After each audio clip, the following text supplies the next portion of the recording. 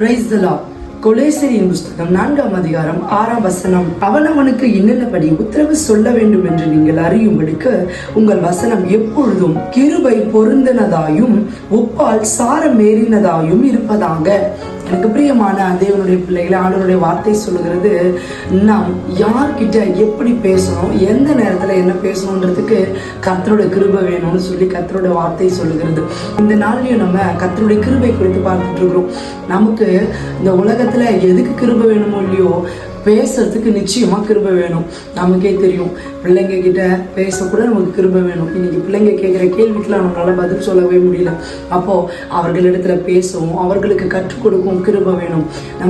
நம்மை விட பெரியவர்களிடத்துல பேச கிருபை வேணும். கோபம் ஊட்டக்கூடியவர்களிடத்துல நம்ம தயவாகவும் ஞானமாகவும் பேச கிருபை வேணும்.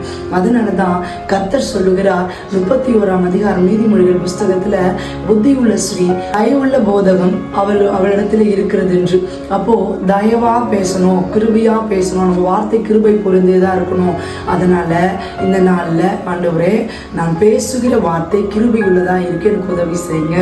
அதுவும் யாரு என்கிட்ட குற்றம் கண்டுபிடிக்கணும்னு வராங்களோ அவங்க கிட்ட இன்னும் ஜாக்கிரதையோட தயவா பேச, கருத்தா பேச எனக்கு கிருபை தாங்கப்பான்னு சொல்லி நம்ம கேட்க தேவனிடத்துல கிருபையை பெற்றுக்கொள்ளலாம். கர்த்தர் நம்மை ஆசீர்வதிப்பார். God bless you.